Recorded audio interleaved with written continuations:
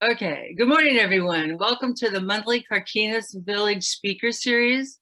The Carquinez Village is a nonprofit membership organization founded by older adults for older adults to connect, support, and inspire one another as they age. It's a virtual organization that offers a range of support services to assist members in times of need and a calendar of stimulating activities to engage members' minds.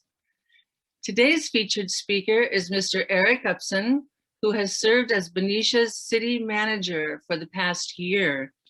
Prior to becoming city manager, Mr. Upson served 5 years as Benicia's chief of police, and during that time, he also served as the president of the Solano County Law Enforcement Administrators Association, as well as serving on the board of directors of the California Police Chiefs Association. Erik Upson has a master's degree in emergency services administration from Cal State University, as well as a bachelor's degree in American studies, focusing on the intersection of justice and ethnicity. So without further ado, it's my great pleasure to introduce Erik Upson. Thank you very much, Cynthia. Can everyone hear me okay? I hope.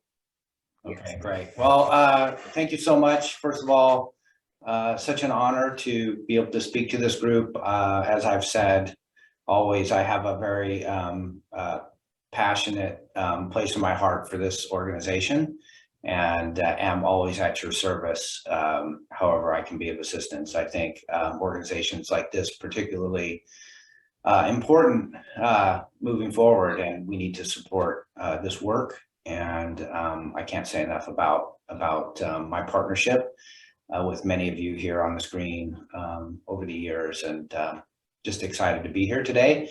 I'm going to speak for a bit, and then I will try and allow plenty of time for questions.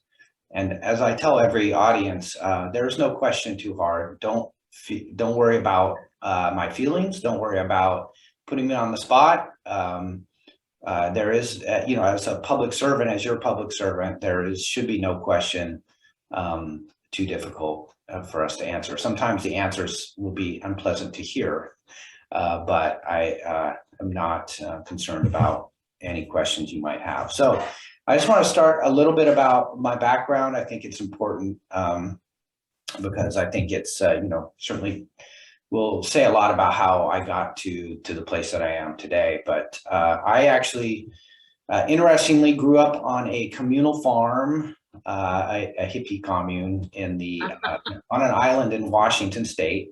I had no running water or electricity as a kid, and it lived in a house we built ourselves in the woods. So that was my childhood. Some of you may remember, here's a little nostalgia and a little test for you. If you remember Bhagwan Sri Rajneesh and the sannyasins in Oregon, that I guess we could say is a cult. My mother was a follower of them, and as were others on the farm, including, if you ever watch Wild Wild Country, which is a great documentary on Netflix about the sannyasins. Their PIO, their media person, was from the farm on Lopez that I grew up on. So a little interesting factoid. I joined the Army, normal pathway, commune to joining the Army. I was a paratrooper. I'm very proud. I had my maroon beret up there. That's from my days as a paratrooper in the Army. I spent 8 years in the Army and Army National Guard. Ended up coming down to California to go to school. And graduated from Cal. Most people don't realize my background, but my major was my focus in American Studies was the intersection of justice and ethnicity in our legal system, and I wrote an honors thesis at Cal on that topic. I was hired by the Berkeley Police shortly after graduating, and spent most of my career in Berkeley starting as a street cop and working my way up to becoming the number 2 position there in Berkeley. But spent 15 years in SWAT, most of the crowd control special event stuff I either managed or participated in, and pretty much every special assignment you can imagine there. Loved it, but had the opportunity to come here as the police chief now almost 7 years ago now, really. And what a great decision that was. You know, I took a significant pay cut, believe it or not, coming as from a captain in Berkeley to being the chief here. But it was worth it, and it's been an amazing journey ever since. This community is very special. I really, really believe that. It's just such an interesting eclectic blend. It reminds me a lot of Lopez in a way, the island I grew up on, because it is a bit of an island in a way, just geographically. It ends up having almost the effect of being an island, a very nice island. And, you know, despite just the craziness that we've been dealing with COVID and a lot of civil unrest and crazy politics that have brought all kinds of tensions and anger and frustration out in people, which unfortunately seems to grab the limelight, it's still a place full of wonderful people who understand community and being a good neighbor. And we lose that, right? We don't see it as often because everything that dominates the media and what's happening even in our community is so negatively focused. But I guess I'm an optimist at heart, but I think, you know, what I still see every day is wonderful people, like the people in this organization, doing great things for the community and stepping up and being empathetic and patient. Right, those are things we are missing these days. But it is a very special place, and it's been such an honor to be a part of this community and being the police chief. And I know we did a lot of great work there. And then about, you know, a little over a year ago in August, I was asked to step in temporarily to be the city manager. Then a few months later asked to be the permanent city manager, and that's an incredible honor, something I never thought I would end up doing. That was not, you know, it's not the normal route for police chiefs, and it does happen occasionally, but I think, you know, I was the right person at the right time, given what we're going through. I think, you know, the city needed strong leadership in this difficult time. And so that's why they've asked me to do it. Certainly not from my knowledge of planning or finance or those things, but I think, you know, fundamentally, because one of the questions is the transition is, you know, most importantly, it is about leadership. That, you know, in this position, you need to understand how to be a leader, and there's a lot of nuances to that. Being a leader in the community, being a leader for staff, being a leader for the electeds, you know, that is, you know, in this difficult time, it is very, very challenging. It has been, you know, I mean, just running the city itself is doable, right? I mean, that's a leadership thing, right? I have a very large span of control, which is very challenging. Like we talk about how many people I directly supervise, and that is very challenging because I have 7 departments, and then I have 3 sub-organizations as well that report directly to me, human resources, information technology, and the city manager's office. So in addition to the 7 departments. So that is a challenge, but it's doable. The real challenge in the transition is the nuance of managing upward to electeds, right? That's the challenge of that's what makes the city manager position so incredibly difficult is, you know, it's a huge complex problem to run a city, especially a city like Benicia, which I'll go into more in a minute. But it's really, really challenging to have 5 bosses who can't talk to each other because of the Brown Act, right? No more than 2 can talk about any topic subject to public discussion.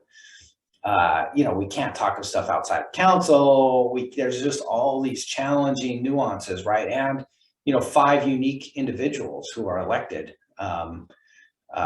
who have, you know, different levels of experience and understanding and knowledge of city governance, of like say the various work that we do, right? And so that is the big challenge. That is the art of being a good city manager, is how you manage upwards to your electeds, and being a good, like, so those are my bosses, right? That they represent the community, who the community is my boss.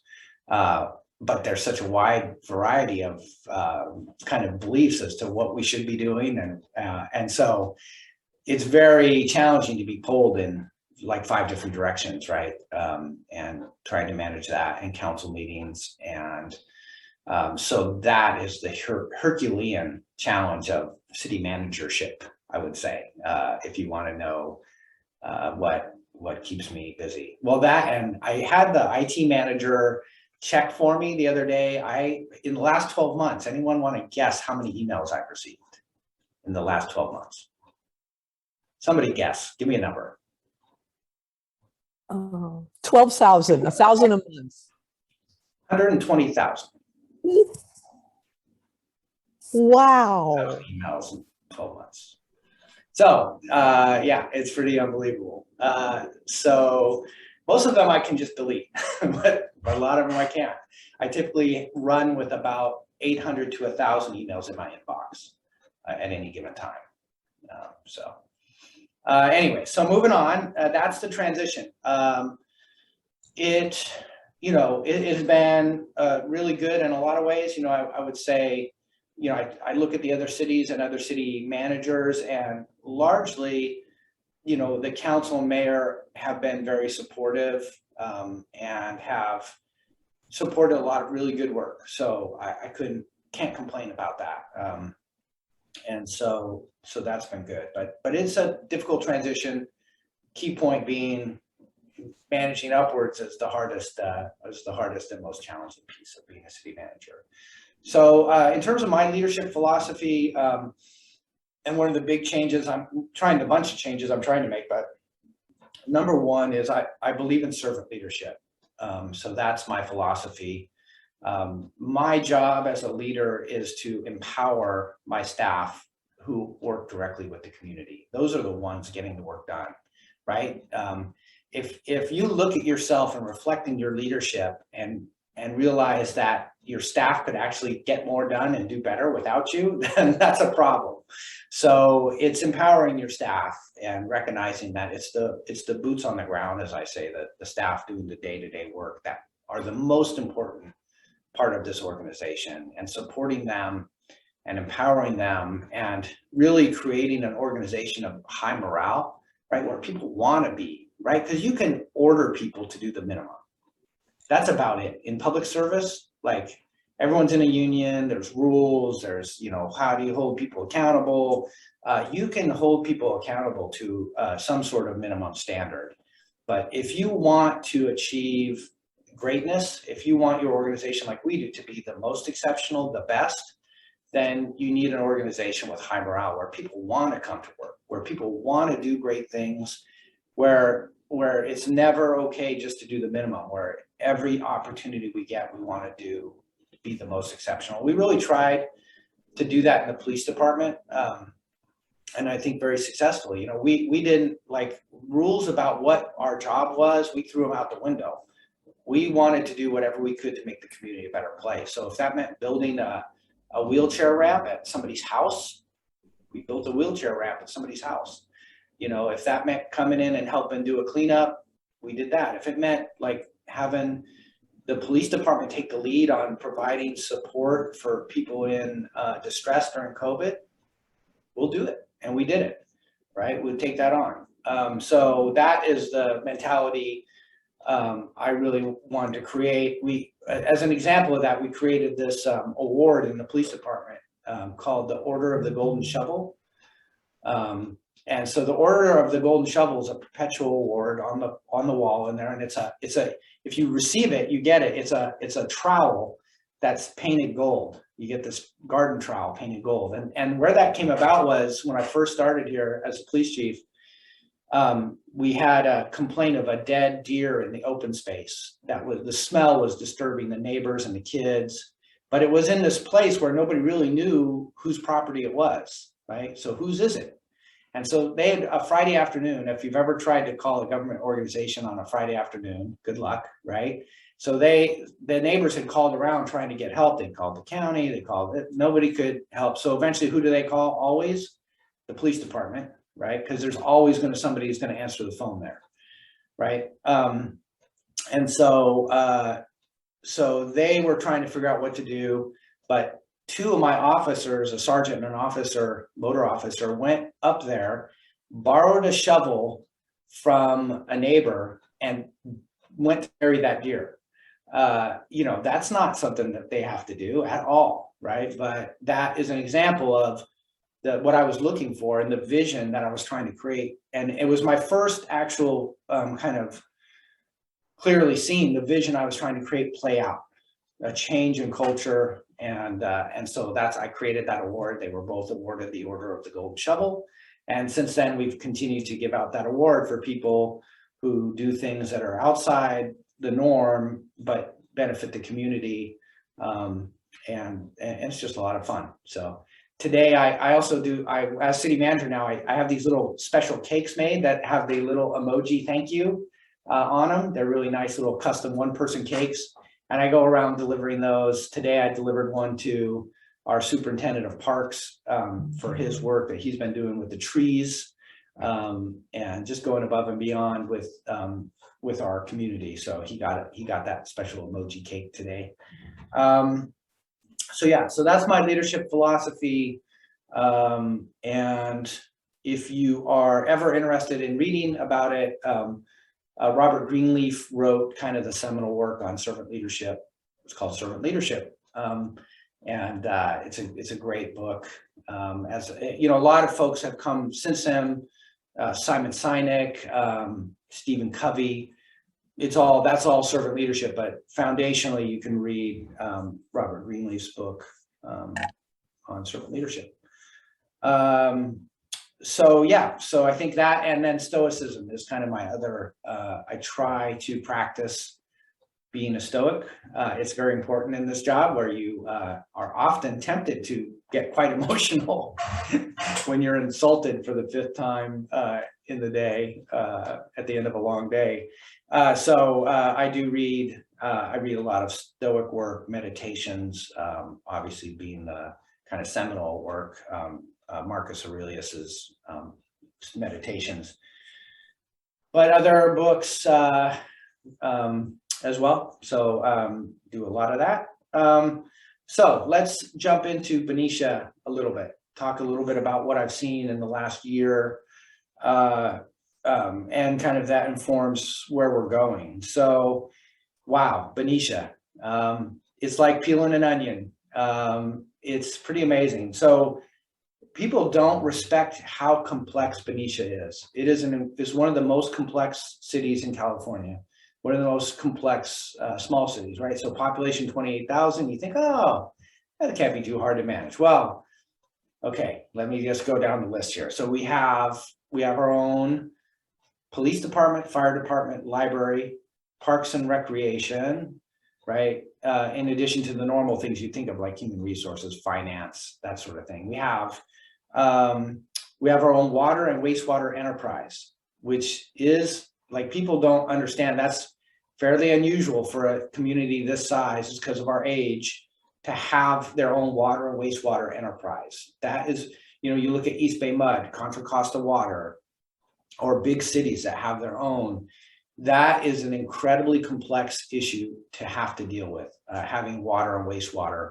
And it makes it even more challenging when your economy of scale, right, of that kind of thing is so limited, right? So we have about 10,000 ratepayers. That's it, to cover the cost of running a water and wastewater enterprise.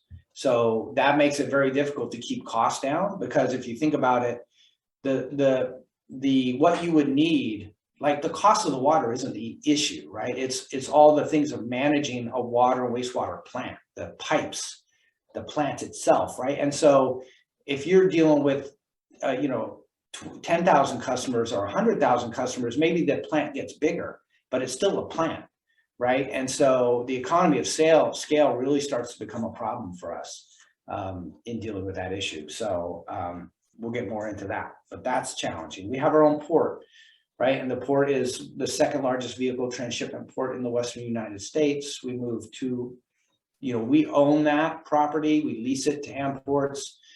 We also then have the tankers coming in, but that is ours and is leased. We have the old arsenal, which continues to give gifts like lawsuits and things like that. It's challenging, right? It's an old Army base, and anytime you decommission an old Army base, especially an arsenal that was an arsenal for 170 years or something like that, it is a challenge. We have a historic district. We have a refinery in our city limits. We have 2 state parks. We are a coastal community, which adds a whole raft of challenges with it. We have our own marina, right? And marinas are difficult. I will just leave it at that because we're in litigation. It's a challenge. We have our own dam and reservoir, and it is a dam, and requires all these things to manage, including and the reservoir as well. So we have our own cemetery, which the city owns. So we are in the business of running a cemetery that we've run forever. Well, there was a brief time where it was outsourced and then it came back to us. That's another not good business thing to be involved in, just from a profit loss margin issue. Yeah, we have 19 boards and commissions in a city of 28,000 to manage. 19 boards and commissions. Brown Act many of them require staffing. Yeah, to say that we have challenges would be an understatement. And here's the problem. Here's the underlying issue that we face, that we have to overcome. We're working to overcome. Is this kind of confluence of we can't retain staff, okay? Because we are incredibly complex. Our staff is, we don't have enough staff, so they're overburdened. We're about 15% below the median across the board. So even comparable to cities nearby us in Solano County. So not even, you can go across the water and make $50,000 more a year, right? As a city staffer. I just saw the Berkeley city manager just got an $80,000 a year raise yesterday to $386,000 a year, right? So those are the salaries we compete with across the water. But even here in Solano County, our own officers leave us to go to the county sheriffs because they pay more. And that is very difficult to swallow. And so it makes it really difficult for us to retain staff. And how that plays out is this, is that imagine you have a staff person who's probably juggling too many balls already. So instead of juggling 3 balls, they're juggling 10 balls, right? Because they're overburdened. And now all of a sudden you take that person out, snatch them out, they go somewhere else, and there's no real transition, and you got a new person coming in and you're like, okay, pick up those 10 balls and start juggling. They don't even know how to juggle. And then they start to learn how to juggle. Well, they take 3 of the balls and start juggling those, but a bunch of balls we haven't even looked at, and then they're gone. And the next person comes in, and now we have no idea, right? And so we lose this institutional knowledge. And I'll give you an example. When I took over, I found out that we were very close to losing $800,000 in what's called CDBG state funding for a project because we had lost staff. Nobody had, lost staff, and then the staff that came in, we lost that staff, and so nobody had their eyes on that. And we had to press so hard for a month to get in under the deadline to retain that money. Now, that money would have had to have been spent, and it would have had to come from the general fund, $800,000. Instead, we were able to hold on to the grant, get the work done. But that's just very emblematic of the issues we face as a city, right? Is that when you have that sort of constant transition, you don't have institutional knowledge. And the other problem, frankly, is we don't have enough systems in place. We need systems, standard operating procedures in every department that somebody can just grab a binder, They know we do this and one of the things like we've created here now since I took over is a master calendar. We had every department go through and figure out what is due when. This is due to the state on this date. This is due to the feds on this date. This is due to the county on this date. And that list, by the way, has like 250 items on it. I mean, the mandatory reporting stuff, but this way, at least we're building in structures that can, that are what I guess we call sui generis, right? That go beyond the life of any one person. And so the key is we don't want to drop those balls anymore. We want to make sure that we have systematic structures in place, so we don't do that. And then secondly, and I want to give great credit to council and the mayor. I know they're all different and we all have different opinions on them, but frankly, they've been incredibly supportive of my core kind of goals for the city organization, one of which has been staff retention. So they really went out on a limb to support staff.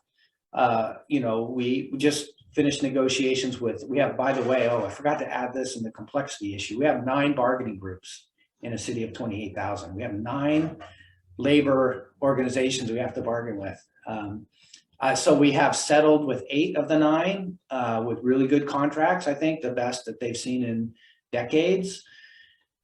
These contracts are much longer term than usual and they're back end heavy. So we really try to focus on making the last years of the contract the strongest to help with retention.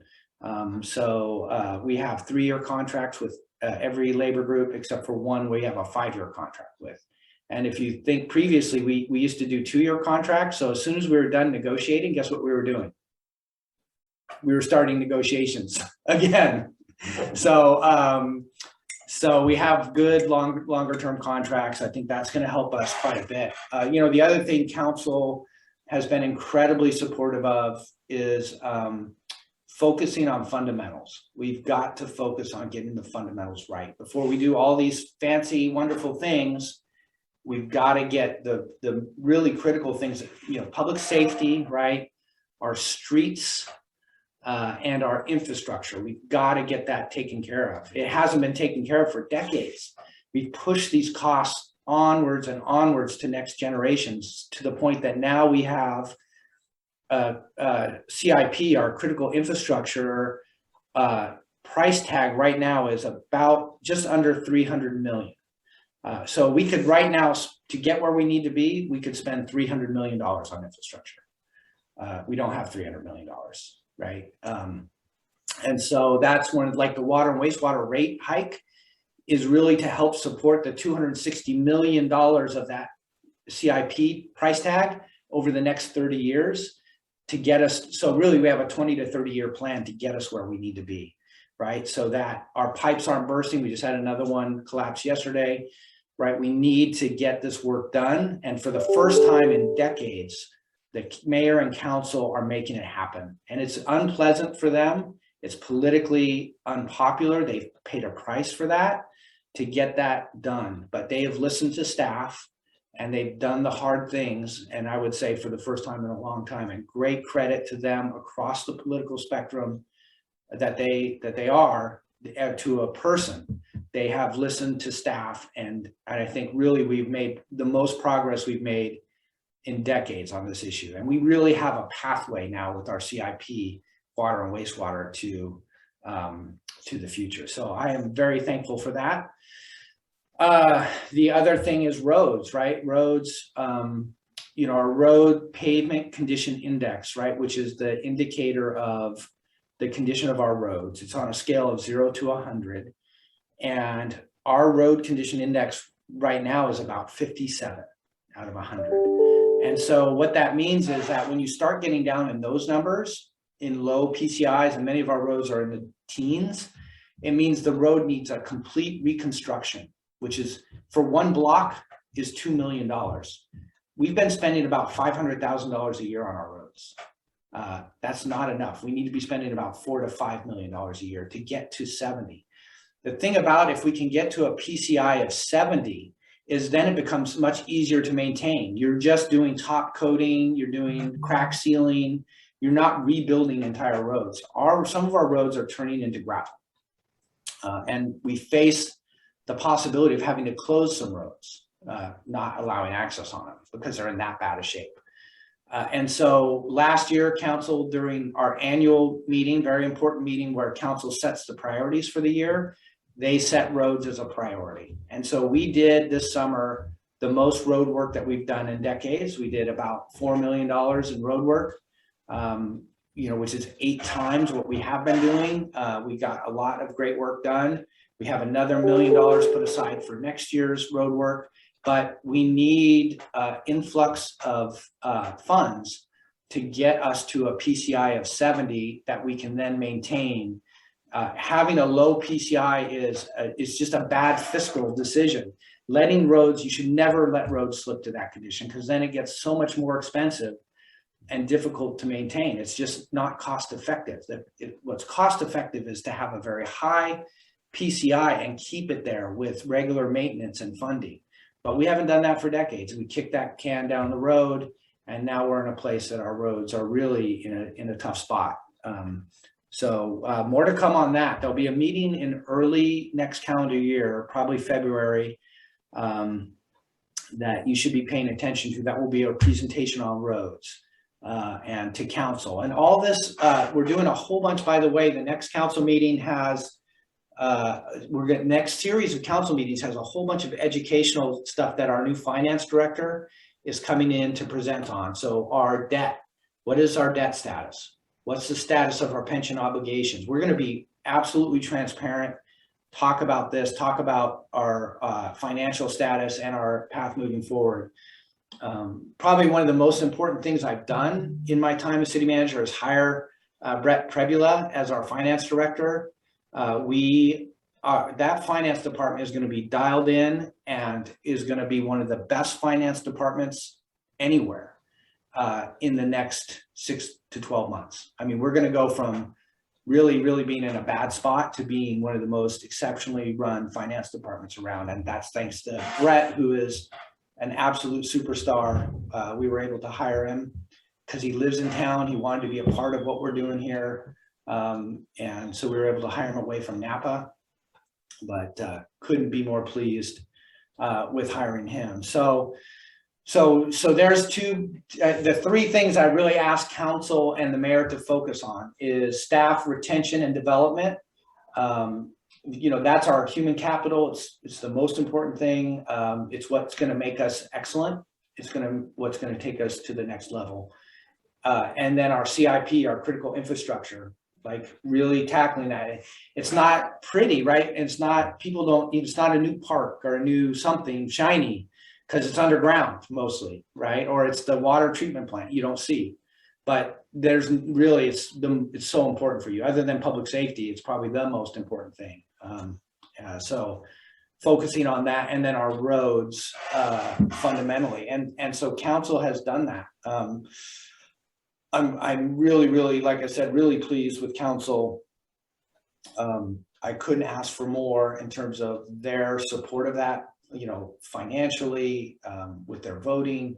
And again, there's a toll they take for that.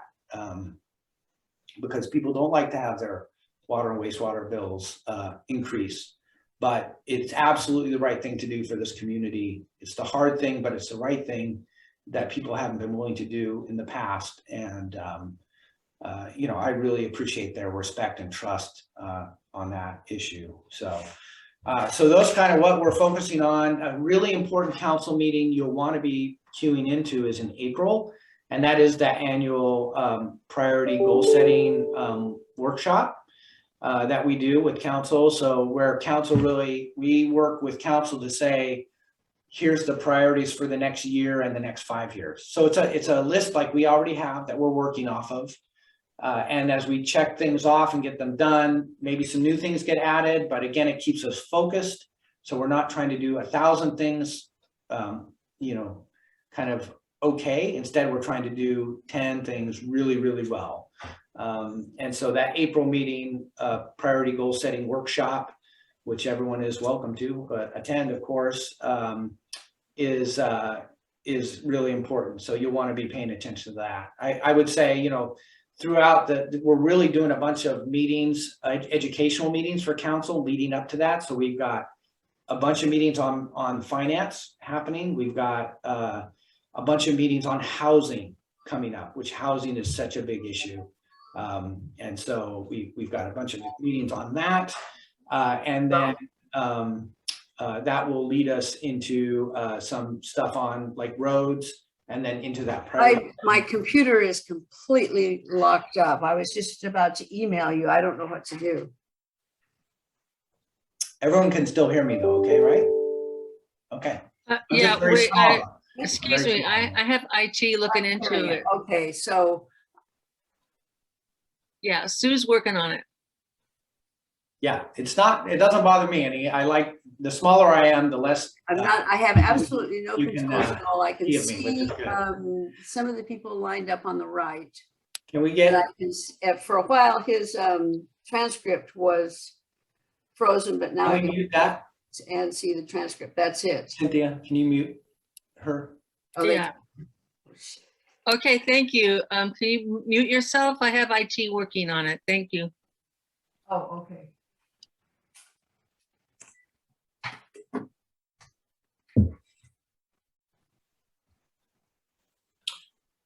Okay, so I think I've given a pretty good overview of where we are and where we're going.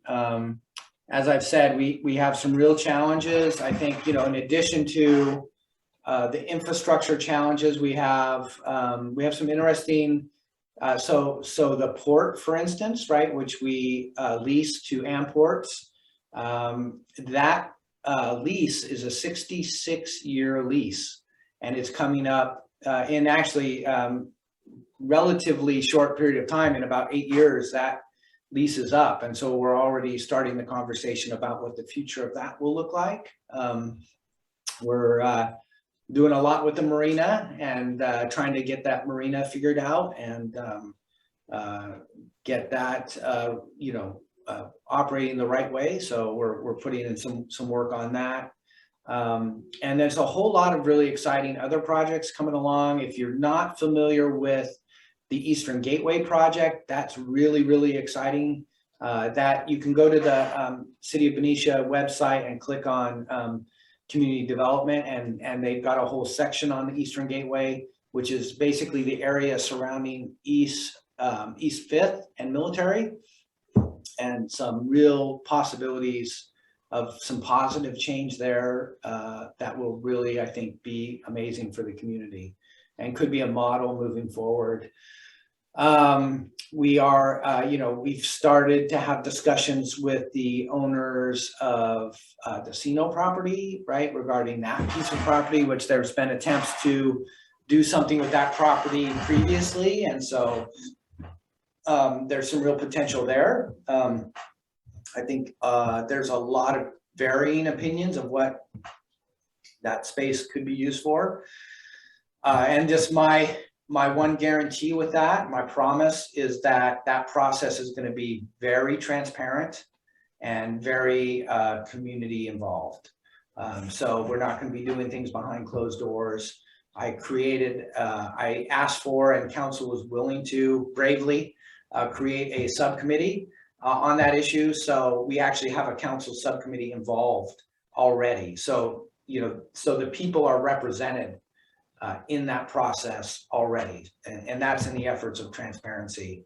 Again, we want to do something positive and amazing and wonderful for the community, if at all possible. That's what our goal is. And so, yeah, lots of really neat things happening, but lots of kind of challenges and some very expensive challenges as well, unfortunately, because just the history of how we've handled our business in the past. So, I think I'm going to open it up to questions now, and hopefully we get a lot of good questions here. A question. Hi, I have a question. Go ahead, Donna. Okay, well, first of all, thank you so much for talking to us. It's really a pleasure to meet you and hear all of this information, which is really interesting. I wanted to ask, I have kind of some noise issues downtown, and I know that cars have new kinds of mufflers that make this hideous noise that not only for seniors, it hurts a lot of people's ears. I've seen babies in strollers practically wince. And I'm wondering if there is a noise, whatever you call it, a noise law, abatement law, pollution law, whatever. And if there's anything we can do to combat that. I mean, I see people wearing these ginormous headphones, and I don't want to wear those because I have to hear what I'm, walking into. But it's really hard to hear, and it's just unhealthy. So I'd just like to hear your answer. Sure. And so, yeah, and I do have some experience. I was in charge of Berkeley's traffic division for almost 4 years. Most of those that you see, or most those that you hear, cars and motorcycles sometimes are even worse, are violations of the California Vehicle Code. Almost all of them. There's not a need to create a new law. It is illegal already to modify your exhaust system in that manner, to modify your motorcycle's muffler system, to play your stereo in your car where it's audible from more than 50 feet away is a violation of the California. Those are all violations of the California Vehicle Code. We get this complaint a lot. I just recently asked the police chief to ask officers to do more enforcement on this issue. One of the challenges is that it's a highly technical, in many cases, other than the stereo thing. So modified muffler systems, exhaust systems is it's a more technical violation to investigate, right? We still have to prove the case, right, in a court. And so what I asked him to do is try and get some officers sent off to training so they can do more enforcement. It is frustrating for me. I hear it too. I hear it right from my window here. It's outrageous. It's just frustrating. It's like people just need more attention, apparently, and this is how they get it. But I am really trying to encourage more enforcement. The chief and I are talking about, in the future, is there a way we could have traffic enforcement be more of a priority? And part of that might be getting the police department back up to being staffed the way they used to be, right? So we have 2 traffic enforcement officers, but they're constantly pulled to patrol because we're just short-staffed all the time. Originally they had 36 at our high kind of point. Now we're down to 32, and that's if we're fully staffed. And so this idea of maybe in the future, really getting more traffic enforcement, because it is our #1 complaint, traffic enforcement, but also noise related to traffic. So I sincerely empathize with you. I agree. It is almost always a violation when you see it or hear it. It's already a violation. It's just a matter of how to enforce it, because it is more technical to write that ticket and prove it in court. You have to have some additional training and experience. You can't just say, "Wow, it sounded loud." That's not going to be enough in a court to get you a conviction. But I am trying to make that more of a priority. And I can see the participants lined up on the right. There are no controls for me to click on. Can I ask a question? Yes, please go ahead. Who is this? Judy. Judy, go ahead, Judy. Thank you. Erik, you've certainly done a superb job of communicating about a 28,000 people city, how complex it is. I'm curious about, we all know that changing a culture is something that doesn't happen overnight. And I wonder how your staff has responded to your arrival and your interest in changing the culture. Well, that's a great question. I think they've responded well. I mean, one of the things I try to create is an atmosphere where, #1, it's okay to be happy at work.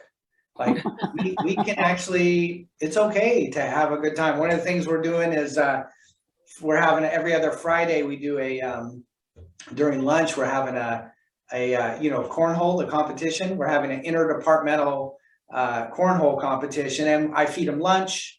And, I think really just trying to get to a place where we say like, no, we can actually enjoy being at work. Yeah. And then in turn, what that you get is a much better performance because people are happier. Great. I think, trying to recognize staff. I think, my one ask to all of you, and I ask this of council all the time, is staff gets beat up a lot. It's really difficult to take this kind of I know how to turn it off. Usually the button's the slings and arrows that we take from many in the community. Perfection you're never going to get. And so I just wish, we could treat our staff with a little more empathy and be like, really try to focus on recognizing the goodness, the good things that happen when staff does positive things, right? Instead, what happens is they get beat up over something negative, and we make mistakes. Absolutely, we do. We just try to learn and grow from them. But if you're in a culture where you just get beat up all the time, you're not going to step out. You're going to just try to hide and, deflect. And I think really we want to create an environment where, the more our staff feels like this community is behind them, like I try to say, like, you all know, like you are essentially the chair of the board of these employees. Like these are your employees. We work for you. Could you imagine a business owner or a board that drove their employees into the ground and insulted them all the time and didn't support them? You're going to be bankrupt. Your business is going to go out of business. Instead, you would see like, I want my employees to be content. I want them to be happy. I want them to be encouraged. I want them to feel supported. I want them to come into work and say like, man, I'm so lucky to be here. I have such a supportive community. I want to do great things for this community. I'm not going to rest until I do the greatest things for this community that has shown such support and love. But that's unfortunately not public sector. That's not the way the public sector works. Like, so public sector employees get beat up and then they leave. We just lost our community development director, right, to the private sector. It's like, well, so why should I take abuse and get paid 50% less, right? I could just leave and go make more and not take that abuse, just sit in my cubicle and do my thing, right? So it's really incumbent on all of you as a community to decide, how you want to treat your staff, how you want your staff treated. Yeah. And don't let the bullies grab the microphone and hold the microphone, right? And that's the only voice we hear, our staff hears, is those 30 or 40 people out there in the community who hate public staff, who want to attack us all the time. Come and take the microphone, and tell them how much they mean to you, right? And how much you want to support them. I mean, it doesn't mean we can't demand the best and we can't demand or have high expectations. We can do that, but you can only do it in partnership with that kind of approach, in my opinion. So maybe in your weekly memo, you could have a mantra that asks all of us to support the staff. Yeah, I really do try to say that in my own way as often as I can. And I'm always showing like, trying to show staff, humanize them, right? Humanize staff. So thank you though, Judy. It's incredibly impressive, Eric. I don't know why the heck you're still here, how you're surviving. Yeah, it's challenging. Some days are challenging. Any other questions from anybody? I want to apologize. Our Zoom host computer froze. So if you would like to ask a question, just state your name and ask the question. Hello, this is Cynthia Seguin, and I'd like to piggyback in a way on what Eric was just talking about. I'm a retired educator, my husband too, and we've noticed, of course, the recall for local school board members. Fortunately, didn't get enough signatures to proceed. But I'm reading about chaos all over this country in city council meetings, school board meetings, and things like this, and erupting in violence and anger. And I'm wondering how we as a community can keep the peace and be respectful towards each other. My background is also in school leadership and multicultural and diversity education. How can we heal and have hope? I Thank think you. that's a great, well, first of all, thank you both for your years of service to the communities that you serve and such a difficult job. I am also in the teachers union because I'm an adjunct professor at Napa Valley College. So I Why do not Solano? well, I've been teaching at Napa for 15 years. Your point is incredibly well taken. And so what I would say is most people are busy with their lives, incredibly busy. And it's very difficult to take time out to get involved. And then you do, and you just get blown up with negativity, and you have to hear and listen to some really unpleasant things. But I would say, you know, the way to do it is to get involved, to be like I said, you know, what ends up happening at meetings is we get 5 or 10 very negative people, you know, constantly, but there's no, like the people who are positive, they don't want anything to do with it, right? I don't want to put myself into that. But what we need is people to step up, even if it's just submitting an email that gets read into public comment. You know, you can send that to Lisa Wolf, who is our wonderful, amazing city clerk. Love working with her. You can send her email, say like, I'd like this read at public comment or whatever. And, you know, so you don't have to necessarily be there in person. And we will be back in person soon, I think, maybe in the next couple of months.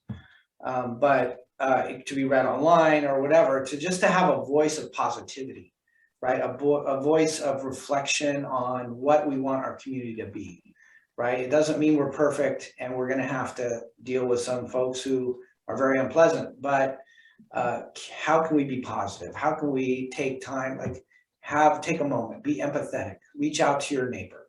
Those are the messages we need to hear the community repeating when they see, calling people on their negativity, calling people on their attacks when needed. And council's been gotten much better about that. I've been really trying to push out with them to say, you know, let's not attack staff. You know, it doesn't mean we don't make mistakes and we can't do better and we should be held accountable. We are, you know, that's part of serving the public trust, but we can do it in positive ways. Thank you. So thank you, Cynthia. I appreciate it. Eric, I wanted to thank you for recommending Officer Maricela Ticknor for my program last night on homelessness. Great.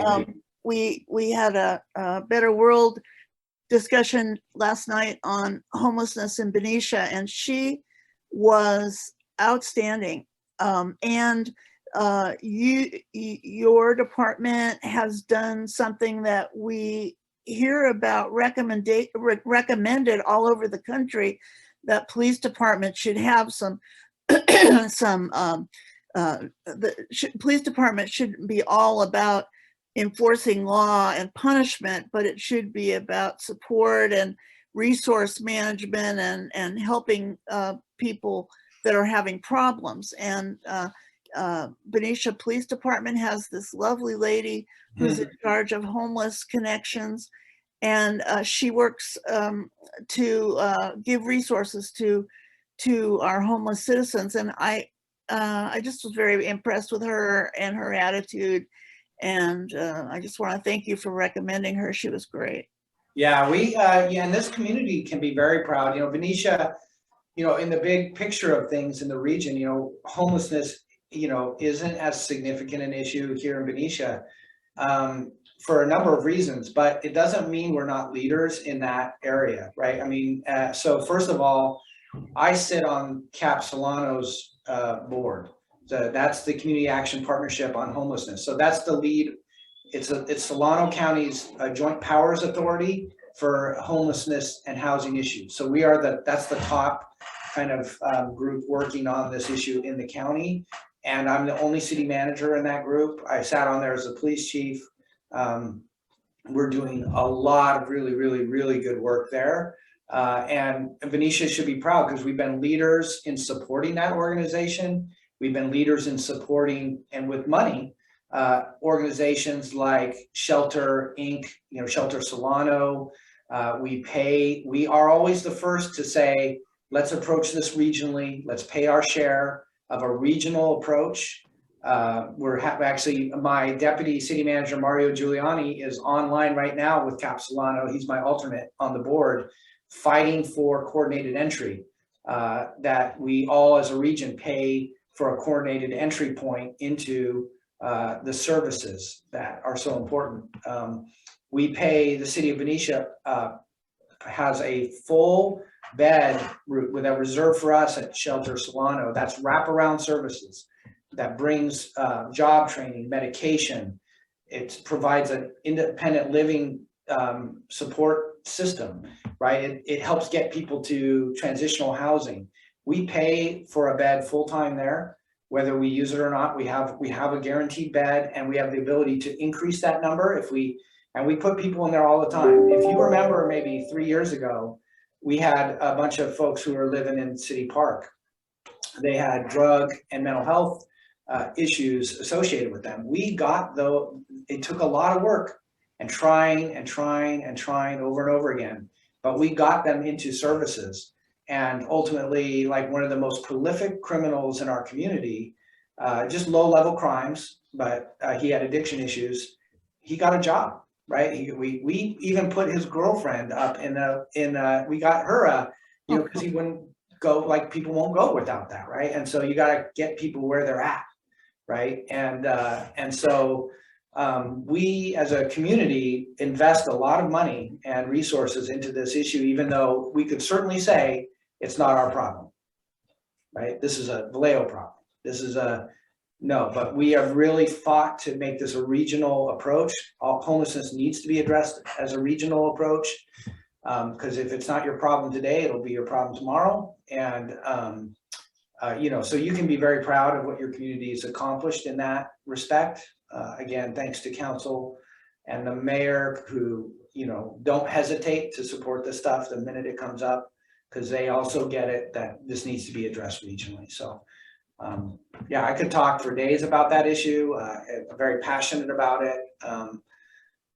So at points in my life, my mother and my brother were both homeless. So I have a great deal of empathy for what people go through. Yes. This is Donna Rose again. I want to thank the city of Benicia for fixing all the sidewalks and curbs. I walk all over town. I walk 5 miles at least every day, and I go through all these streets, and all of the curbs are so much nicer to go up and down. People with strollers, me, and other people with any kinds of issues of, just getting in and out of the streets and sidewalks. So thank you. They're beautiful. And the staff that did all of that, the construction company, Galbraith, I think it was, they were always so safety conscious and very careful to make sure I got through safely. And I'm really appreciative. So thank you. Thank you. Yeah, we have a lot of work to do, but it's a great start this year. Like I said, the most road work we've done in decades.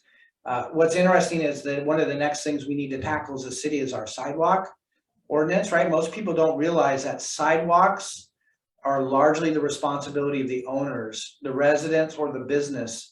You have responsibility for the sidewalk adjacent to your property, but that program has not been very well run, I would say.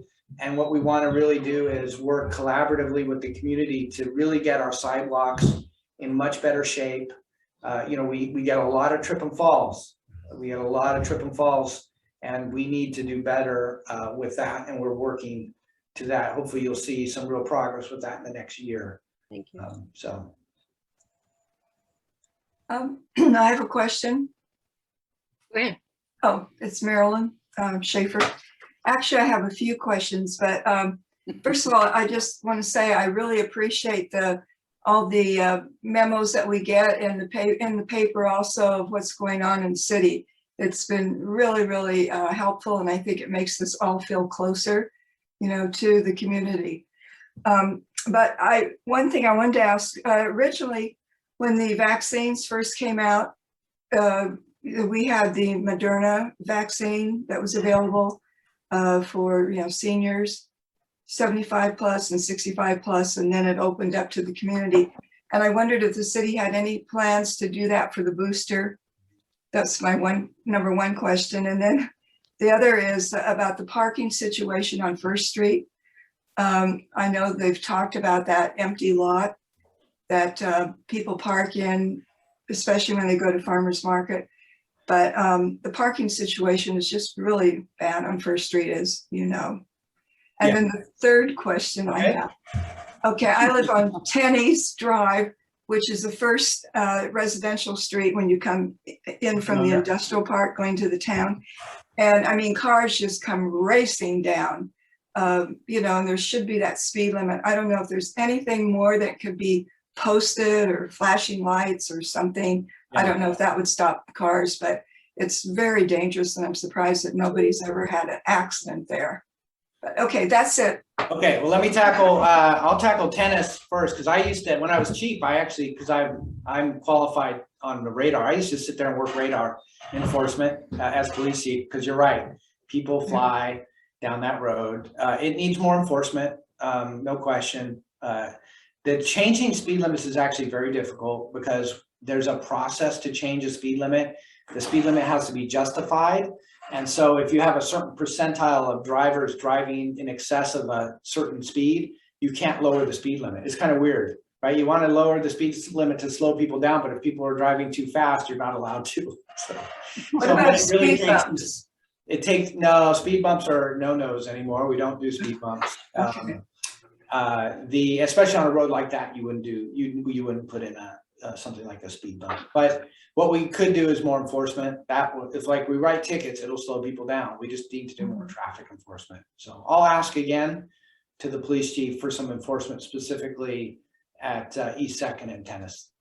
So, the vaccine, yeah, we've reached out to the county. We told the county we would love to host, a booster clinic here, like we did with the regular vaccines.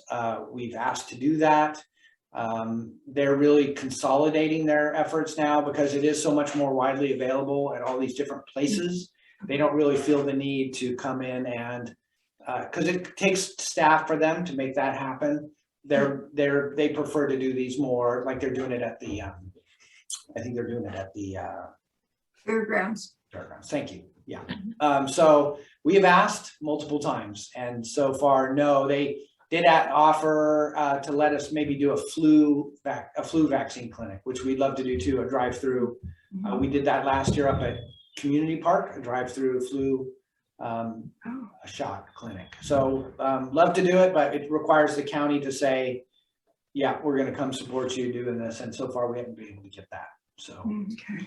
And then parking. So parking, yeah, is tough. It's funny. In a way, we're really happy to have a parking problem on First Street because it means we've actually got people down there. I've heard like if you went back in time, you could roll a bowling ball down First Street and never hit a car. But now we have a parking problem because we've got so many really great businesses coming in, so vibrant. We had a wonderful email from Sailor Jax saying, hey, just a heads up, we found out we were not eligible for this certain federal assistance, and we wanted to thank the city because we just had the best year we've ever had because of the work we've done with outdoor dining and facilitating that and helping them with all of our different boost programs. So we do start to see more parking issues now. We're doing a parking study. So Mario Giuliani, the deputy city manager, is running that. It's an analysis of what the parking issues are.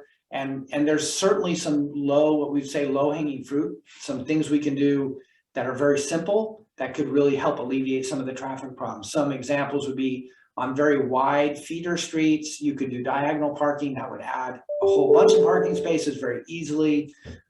There's some striping that could be done to make sure parking spaces that are used are maximized. When we start talking about enforcement, I've been very cautionary about that because I was involved in parking enforcement in Berkeley for many years. So in Berkeley, we wrote, back when I was in charge, that goes back like 10 more years, we wrote 30,000 parking tickets a month. Wow. 30,000 parking tickets a month. Now, a lot of people we get, the minute we'd institute parking enforcement, people would complain, you're driving our business away. You know, nobody wants to come here and get a ticket, because guess what we're going to do? We're going to write tickets. And when we write tickets, we don't give breaks, right? We don't like, oh, well, okay, I'll take that back. That's not legal. We write tickets, we give tickets. And so it becomes very, a lot of businesses don't like it. It's unpalatable. But like for the 3-hour parking limitation on First Street, you need enforcement. Otherwise, you know, what we have is employees parking out there, taking up valuable parking unnecessarily, because their business model doesn't require parking for customers, like high turnover. So they don't care. So they park there and they take spots that are valuable away from customers. So it'd be great if we could get voluntary compliance, but it probably needs some enforcement.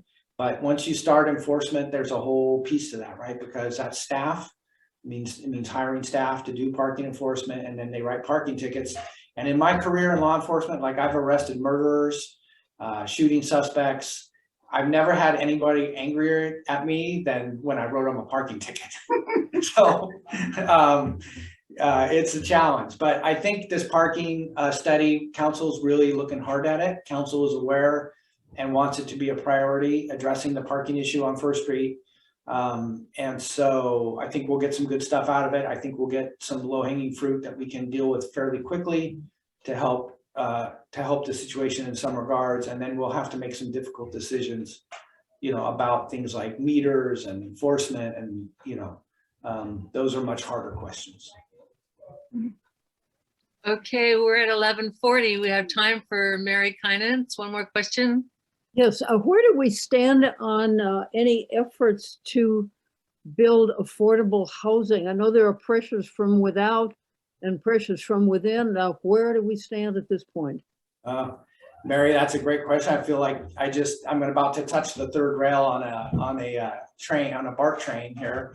But housing is such a challenge right now. There's all this new legislation that requires cities like ours to embark on the streamlined housing process, where we really have very little say in what is built.